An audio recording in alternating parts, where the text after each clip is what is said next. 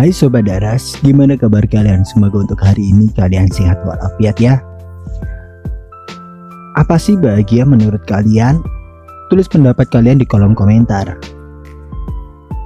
Dengan menderita kita akan bahagia. Dengan menderita kita akan bahagia. Gimana itu?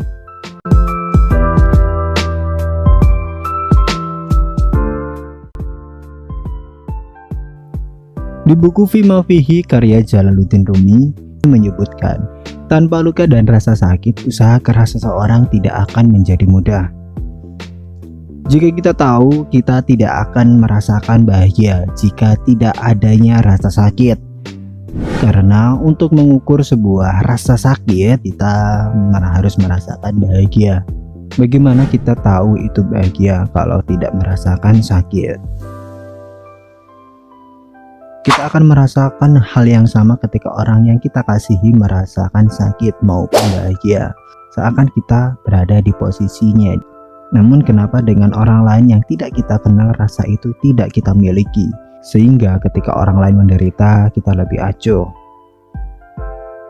Kata Ki Ageng Surya Mentaram yang mengatakan, yang namanya bahagia itu mulur mungkret, jadi bisa lama bisa juga sebentar. Dan bahagia itu tidak akan menetap, soono ya seora. Dia ada dan juga akan pergi. Maka jangan selalu memiliki tujuan untuk bahagia, namun berfokuslah dengan proses bagaimana kalian bisa bahagia.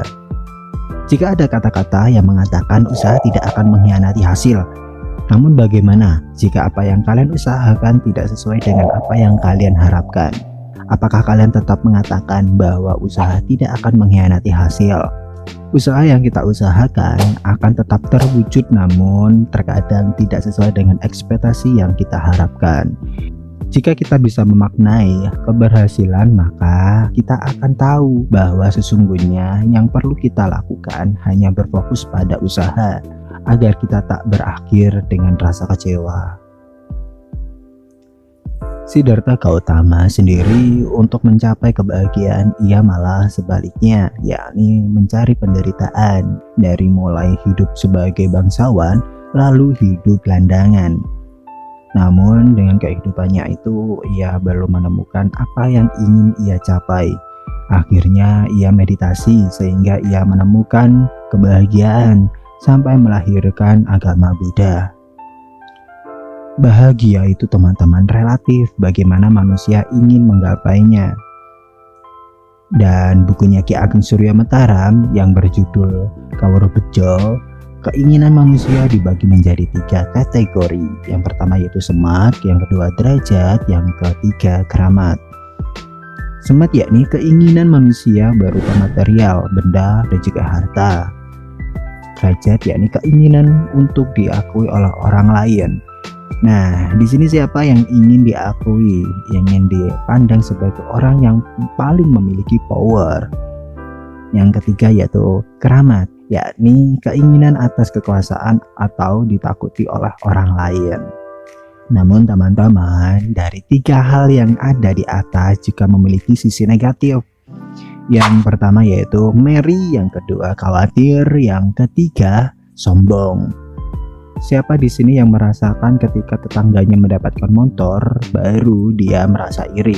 Nah, dengan adanya iri sebenarnya kita menunda kebahagiaan loh teman-teman.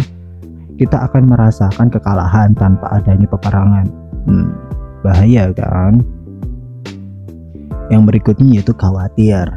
Hal ini yang sering kita alami. Ketika seseorang melakukan kesalahan, dia akan merasakan khawatir, cemas, takut. Ketika dia melakukan hal tersebut akan berdampak tidak baik terhadap dirinya. Padahal itu hal sepele. Yang berikutnya itu sombong.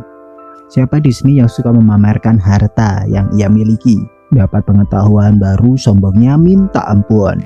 Ketika ditanya dan dia tidak bisa menjawab, malah pengennya berantem. Waduh. Dari sini kita tahu apa sih yang seharusnya kita hindari agar kita tidak menderita. Dan Cak Taufik BR Hidayat mengatakan, untuk melupakan penderitaan satu, kita harus mencari penderitaan yang lain. Dan Mark Manson menyatakan setiap masalah yang kita dapat, jalan terbaiknya yaitu dihadapi. Dengan menghadapi masalah yang ada, kita akan mendapatkan pengalaman baru sehingga kita akan semakin berpengalaman untuk menanggapi masalah. Karena hidup kita adalah tanggung jawab kita. Sebagai manusia seperti apa yang dikatakan Ki Ageng Surya Mataram, kita harus bersih hati, menerima lapang dada kesalahan orang lain, jujur mengakui segala apapun yang kita perbuat, baik maupun salah. Prasaja menerima sesama dari suku, agama, dan kepercayaan masing-masing. Nah, kita perlu tahu, bukan kita mencari manusia itu seperti apa, namun seperti apa itu manusia. Maulana Jalaluddin Rumi mengatakan, kebaikan yang orang lain lakukan adalah cerminan dari diri kita sendiri.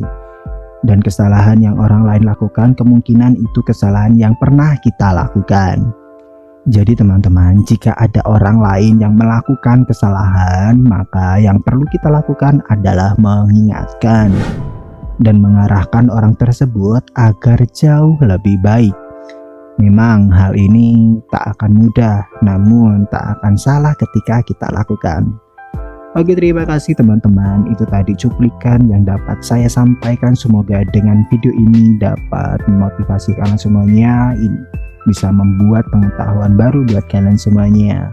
Jika video ini bermanfaat buat kalian, komen dan juga subscribe videonya dan share jika video ini benar-benar bermanfaat. Oke, terima kasih.